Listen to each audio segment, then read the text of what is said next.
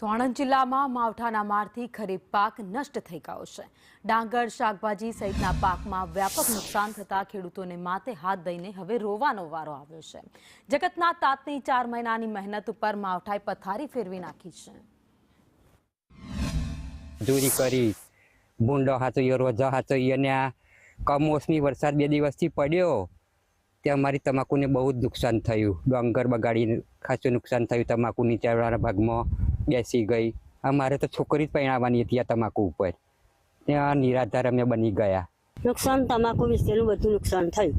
જો આ પાકે તો અમને મળે, અને ના પાકે તો અમને કશું મળે નહીં। અમારે તો આ જે છે એ ભાઠું જ છે, બીજું કશું છે નહીં।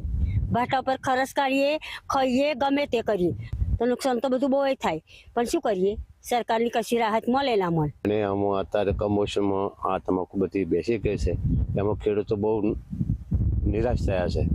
માટે સરકાર કંઈક જે આપણને આધાર ટેકો આપે તો બરાબર છે।